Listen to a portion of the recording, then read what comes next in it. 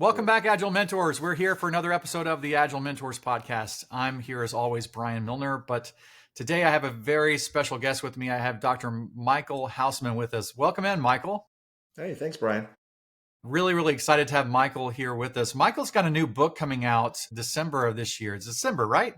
Yep, Yeah, exactly. December 5, if you're listening to this of an older episode, but if you're listening to this as we release it, December 2025, it's a book called Future Proof, Transform Your Business with AI. And then in parentheses, it says, or get left behind. And I love that. I love that little part of it. Michael's an author. He's a keynote speaker. He has his own consulting company called AI Accelerator that he's the founder and CEO of. But more importantly, Michael has been a CTO many times over in multiple organizations. So he's been around software development. He's been in the trenches here and brings a unique perspective on that when we have this topic of AI. What we thought we'd talk about with Michael is really thinking about how AI is going to change how we collaborate, how we actually work together. So let me open with that broad kind of question for you, Michael. Are we at a point, do you think, already where AI is really fundamentally changing how we collaborate in teams? Yeah, I think there's no question.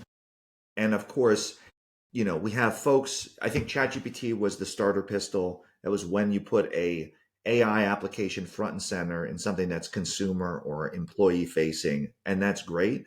But a point that I make in the book is people don't realize that we have been baking AI into software platforms for years, right? There's a ton of, you're working with a Trello or a Monday or a Jira or a Confluence. There's a ton of AI behind the scenes that's working hard to make your job better, easier, right? And to help you be more efficient. So no question, already it is transforming the way we collaborate. And you'll notice small features. I think we're at a very early stage in this evolution of project management where it helps. It's almost like level one, where it just helps with very simple pieces of automating administrative tasks, right? Building out tickets, taking notes, sending out the notes afterwards.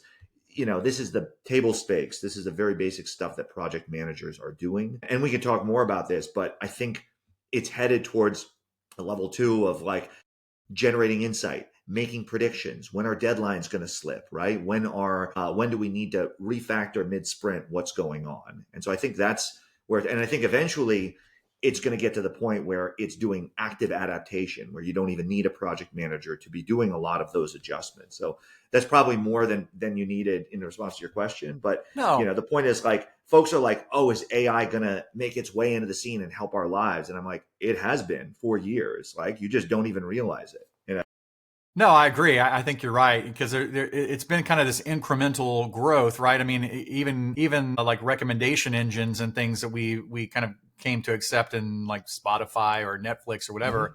I mean, early forms of that kind of machine recommendations, kind of machine learning behind that as well. So, I think kind of the $1 million question, especially for people in software development and project management or Scrum Masters, is where is the line? Where's the thing that AI does well? And where does it kind of slip over into, this is kind of the area where humans and human judgment is still kind of prevalent and needed?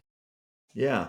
So I make this case in the book. I think there are two things that these tools are really good at doing for us. Number one is enhancing productivity and efficiency. So if there are things that a project manager, for example, or a Scrum Master are doing over and over and over again, like sending out an agenda, taking notes, sending it out to all the participants, checking for status updates. I don't think anyone enjoys doing that. And the truth is, AI can make those things much easier, better, faster. So it's offloading those responsibilities. And I know that can be scary. You hear the word offloading and people think, oh God, I'm going to get replaced. It's not at that point yet. It's far from it. There's a second benefit that I think people don't realize, which is in terms of enhancing decision making. And if you think about it, I've been in meetings where folks are assessing what's a ticket size, right? And they'll use like small, medium, or large, right? T-shirt sizing, or they'll do the Fibonacci sequencing. They'll be like 1, 3, 5, 7, stuff like that. It grows. There's a long line of research that comes from behavioral economics. And the punchline is we're really bad. Humans are really bad at making decisions. And we suffer from countless biases like loss aversion and hot hand fallacy and like me bias. And I think that is true. I'd spent many years in hiring and, looking at evaluating human beings, but that is very true when it comes to evaluating kind of workloads and making decisions. I know I personally am terrible. I tend to be very aggressive with those project ticket sizing. And so the point is, these tools, not only are they going to offload a lot of the repetitive administrative tasks, but I think they can really help us do a better job at estimating, a time to complete something, sizing, developing an entire Scrum board, figuring out which tickets of what size go in at various sequences. And so I think that's the thing that people don't realize is they're going to help Scrum Masters and project managers be better at doing their jobs. So that the most frustrating thing for software executives is timelines that keep shifting, right? You estimate that it's going to take a certain amount of time to get a feature out the door and it takes twice as long. And I think it's inevitable that these tools are going to be working with project managers, Scrum Masters to do better estimates so that there's more visibility from the top and we hit those deadlines more consistently. So I think those are the two big values. Everyone thinks about, it's offloading difficult work. That's true. But my job, the work with hiring, we make better decisions when we have a computer software aiding those decisions. Yeah, I love that as an example to help hire because, in that kind of example, it can give you lots of data and help in making the decision. Correct me if I'm wrong, but I would still imagine it's not the AI making the decision though, right? It's a human eventually it's assisting in making the decision, but not taking over the decision process. Absolutely. Yeah. And so I think that's exactly it. Usually it's human in the loop for a long time as the system is being trained, as it gets smarter, as it gets better, as it gets more accustomed to the habits and behaviors within a given company. And I think what that frees, I think to your original question, what does that mean the human is left to do? Well, the good news is you're not asking people for status updates. You're not trying to project, oh God, do we have some sort of bottleneck? Now you get to collaborate, work with stakeholders. You get to let them know what strategic decisions they need to make along the way. And it frees us up. I've been saying this, algorithms will do what they do very well, which is helping to kind of guide decisions. But at the end of the day, that means project managers, Scrum Masters, they get to do what I think they would enjoy more, which is strategic thinking, which is collaboration, which is leading the team, which, things like that. And so I think I know folks are afraid of these tools, and I write about this extensively in the book. Folks I've seen have walked off the job because they've said, I don't want to train my AI replacement. I think it's exciting because it lets us humans do the things that we do really well. Yeah, I love that. Well, I kind of want to ask a question about the nature of the team itself, because that's something obviously in the Scrum world we're really concerned with or I shouldn't say concerned. There's not like a worry about this, but it's our focus, right? Yeah. How a group of human beings work best together to produce something. And I'm kind of curious with the way AI is helping to augment and accelerate the productivity of people. I know there's probably a time that's coming very, very soon where the kind of makeup of our team is going to shift and change quite a bit. So I'm kind of curious what your insights are there. How do you see sort of the typical, like a software development team of, a couple of programmers and testers and, project manager or something? How do you kind of see that fundamentally shifting and changing with this advent of AI kind of augmenting what we can do, our capabilities? Yeah. I'll tell you a story from I delivered a keynote and a woman came up to me afterwards and she was puzzled because she has her org chart, and on the org chart, she had her team and then she had two AIs on the team. And I think it's still a little symbolic, right? We're not at the point where you could task an entire system of agents, swarm of agents to do a full job. But I think the company was trying to make the point. I've heard this from a lot of companies. Listen, you need to justify that when you need headcount, that AI is not able to fulfill that need. And over time, we're going to see more and more org charts with AIs. And the question is, and we're still learning, we're in the very first inning of this game. How do you collaborate with them? How do you work with them? Will they be sitting on this team? Is it going to be, an individual agent that you Slack, much like you would a teammate? Or is it going to be a series of different tools and agents that all work together? But increasingly, you're going to see AI, amongst your colleagues. And the other thing I'll say is we're still thinking about these things like they're tools, like a Google chat. You search for something on Google and you still think of it as like it's a tool, like a hammer, Excel spreadsheet. And I tell people these don't function the same way those tools do. I think a more effective metaphor is think of them as a collaborator, right? And I think think of it as a colleague, right? There's a whole school of thought. How do you get the best results out of LLMs? And there's some argument that you could threaten them. You actually threaten them with physical violence, and you get slightly better results out of an LLM. But I think to train your brain to think of them as collaborators, I actually think it's appropriate to say please and thank you, because there's an interaction, there's a give and take. We've all now worked with an LLM, and you understand it's a conversation. And so I think the point is, these aren't tools. You're not going to see it like an Asana or a Trello or a Confluence or in Jira. You're going to start to see it as a collaborator. And I think org charts are good, and team organization is going to reflect that. Yeah. That's fascinating. I'm kind of curious, when you think about with the conversations you've had with people at your talks and just in companies and other things, have there been any recurring themes, the things that have come up as sort of like common misconceptions? What do you think the common general public doesn't understand or doesn't really get about AI in today's world? Yeah, I think it's a couple things. Number one, I think they don't realize, folks generally don't push back when I say, hey, this is going to be transformative. I don't think they really understand how quickly technology moves. So one thing, people learn at a very linear trajectory. So if you look at stats, for example, how many have used an LLM occasionally? It's only, if people think it's everyone, it's not. It's actually only about a third. How many are using AI-enabled tools every day? It's 1/10 of the workforce. So in contrast with technology, which moves exponentially, like Moore's law, right? The number of transistors you fit on a chip doubles every 18 months. Well, AI is doubling every 7 months in terms of its capabilities, right? So that doubling means that it is hockey stick. Already it's moving very fast, and we see tools coming out all the time. And I think the point is, we have a lot of folks waiting on the sidelines, right? Waiting for this, the tools to become more robust, or maybe they're late adopters. But part of the book, as you can assume from the title, is like, lean in, get your hands dirty. You can't wait on this. This is not a hype thing. This is reality, and it's going to transform your work. And by the way, you need to get on board with it, or potentially that work's going to go to someone who knows how to use AI. And that brings me to the second piece, which is everyone thinks it's a technology challenge, and they're very focused on the technology and GPUs and all that stuff. The biggest challenges organizations face is not technology, it's people. In the chapter, one of the titles of the chapter is "Technology is Easy, People Are Hard," and it's a little bit tongue in cheek.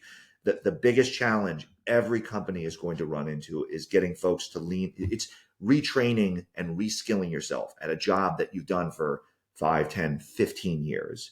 And there's so much fear. It's just hard to change those ingrained patterns, right? Those routines. You get used to doing something the same way, it becomes very hard to switch it. And on top of that, there's a lot of fear. And I mentioned I worked for a company.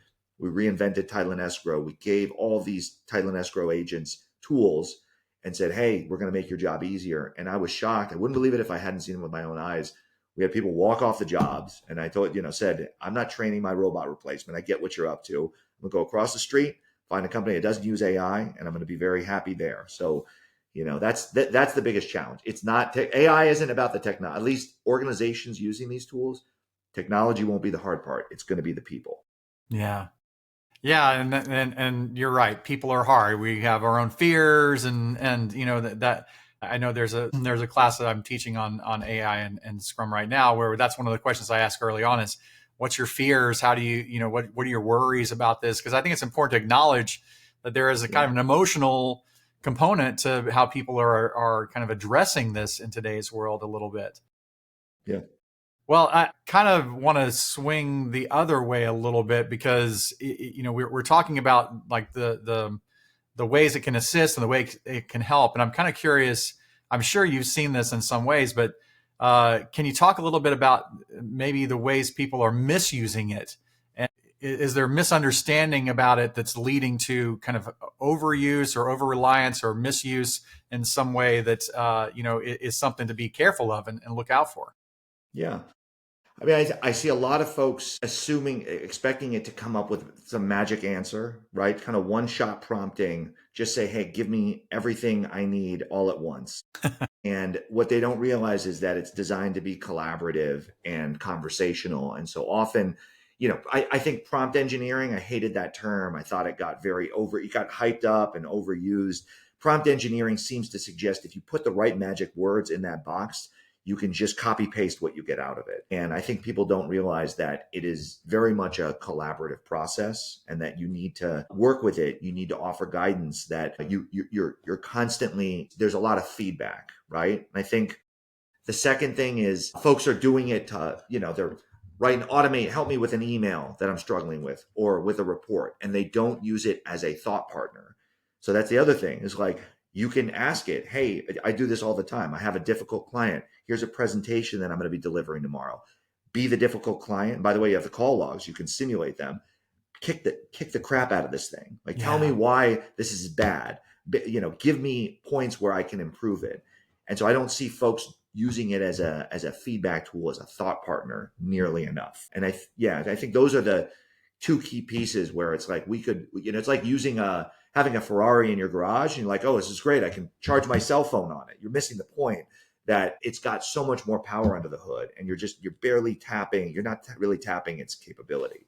Yeah, I want to make sure people caught that because that's a really important point, and I think you're absolutely right that it can help us improve how we do things, not necessarily by just being the tool that we use to do that thing, but to help us prepare and practice for the interactions that we have on a regular basis. So if someone was listening to that, and let's just say they're an Agile coach or something, and they regularly enter into coaching conversations with people, can you kind of walk people through a little bit about kind of how would they go about doing that? How would they be able to take AI and practice sort of a coaching conversation, let's say, prior to having it with a difficult client? Yeah, man, there are a couple ways you could do it. Every call these days, it's very normal to record calls. People don't push back on that very often. Every call that we have with a client or even internal calls is recorded, it's transcribed, it's put into a directory. That directory then is fed into our instance of ChatGPT, but we use Gemini as well. And now you could just ask it for retrospective feedback. You could say, hey, here was the call we just had with the client. What I do, or you could say, in the case of Agile, like we just ran this Scrum, right? We did this planning meeting.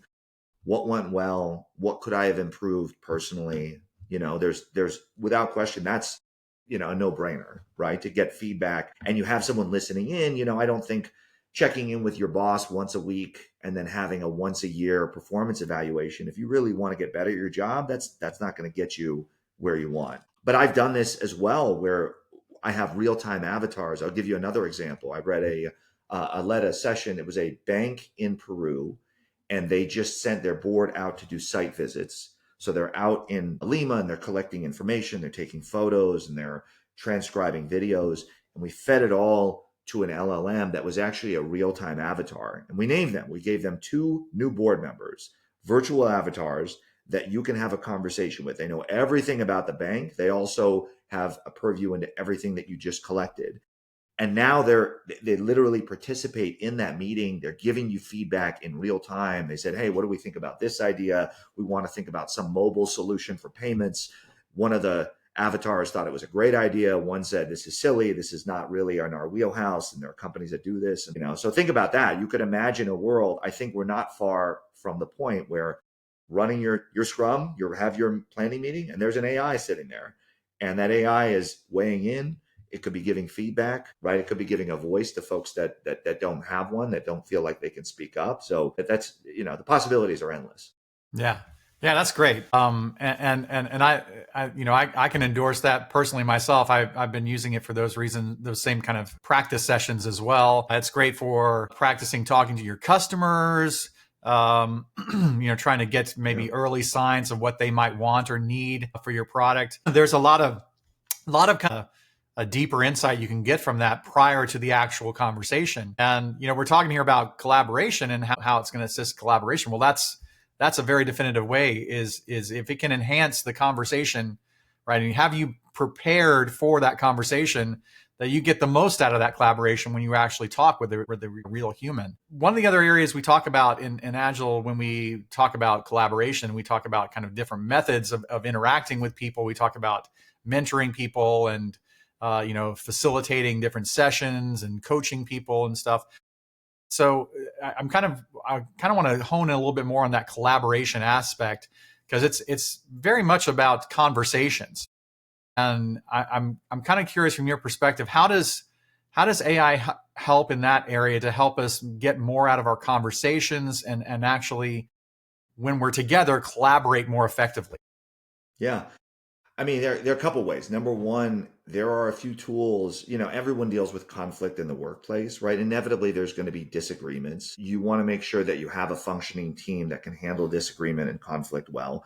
There are tools that are available. You can plug them into your Slack or your team instance, and they can flag conversations, even private conversations that seem to be going off the rails, right? And they can flag negative escalatory language and potentially surface that, so you don't have a lot of sidebars, right? And so I think it can be a real-time coach, and it can teach folks. I think the tool is called EMPI. I looked at it once upon a time. So the point is, imagine that it's just kind of keeping tabs, and it's making sure that folks are getting along. And if there is something, that it gets surfaced very quickly. There's a tool, you mentioned coaching and mentoring and practicing. So I'll give you another example. Aramco is the biggest oil company in the world. And they brought me in because they want to promote psychological safety. And what that means is, and Google's done a bunch of research, the number one thing that contributes to high functioning teams is whether people can speak up, raise a hand, and say, hey, I don't feel comfortable with this. I feel like something's wrong. And by the way, when you're doing that in oil fields or rigs, when people don't do that, there are people who die, right? Yeah. That's how accidents happen. So it's literally lives are at stake. They brought me in, and there's tools, you could do, you and me, Brian, could do a practice session. So the point is, I want to teach you psychological safety. I could say, let's have a practice scenario. You feel like there's a safety issue. You need to bring it up to me. But to do that with hundreds of thousands of employees, it scales really hard. What I guided them towards is, look, there are AI platforms that can pretend to be a coach or a mentor or a boss. You practice that conversation with your boss. And by the way, it's scoring on a very objective rubric. And so now I can intervene and say, hey, Brian, you didn't handle that conversation really well, right? We're gonna show you how to do it better. Yeah. So in all those ways, either by monitoring real time, by practicing and helping folks get better and improve those skills, it's going to promote collaboration. It's going to allow us all to function better and be more effective. So I think it's amazing to be able to scaling it with this technology. It's going to open up a whole new world of collaboration. That's awesome. Yeah, I completely agree. I know that in this area as well, though, one of the kind of growing areas of concern are a little bit is around the area of kind of the ethical considerations and safety considerations for this as well, because we're skirting the line a little bit here, right? Because we're talking about having AI help us in personal areas, right? If it's helping me in my conversations, that's a very personal thing about how I react and how I respond to people's questions stuff. So I'm more wondering, from your perspective, what do you teach people around kind of the ethical considerations and concerns they need to think about when they're using AI in this way?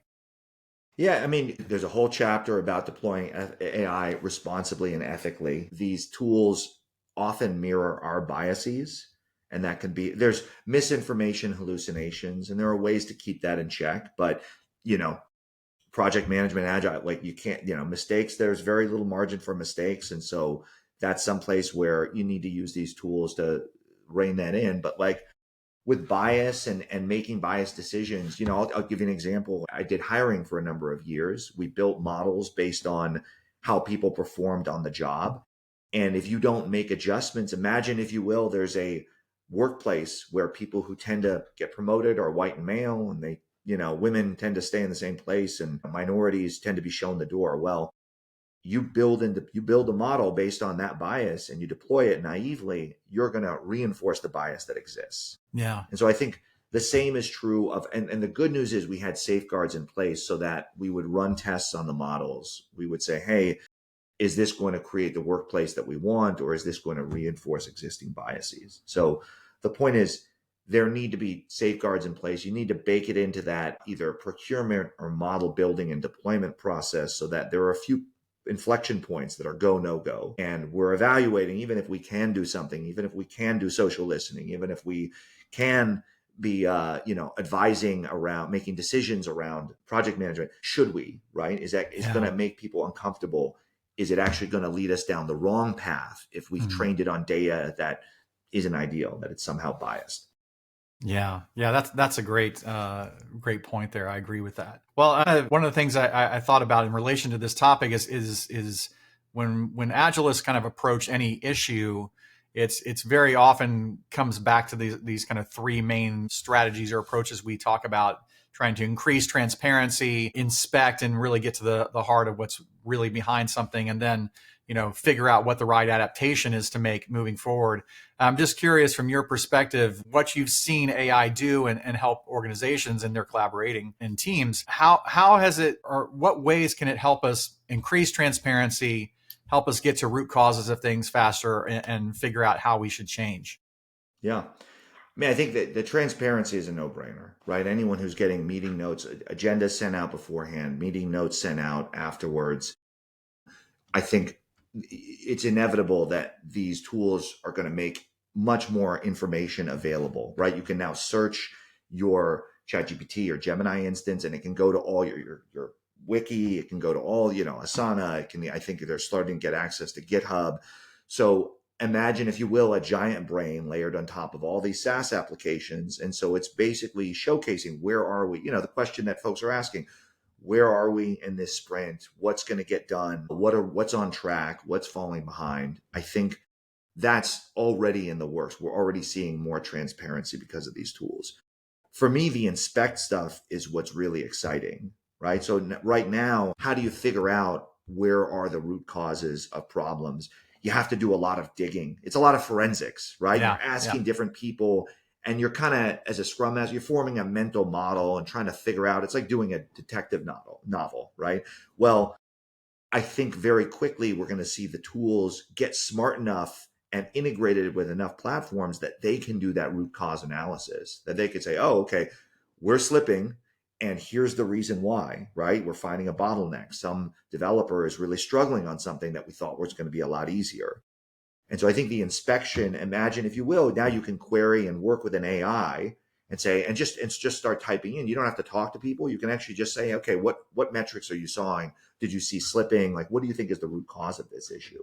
And then I think that speaks to the more forward-looking piece, which is, okay, now that we're getting smarter, we understand what's happening. What are the patterns that are causing deadlines to slip? Can we be better about estimating, right? Can we avoid the t-shirt sizing, and can we actually use data to make better decisions, to give stakeholders more visibility, just get more accurate?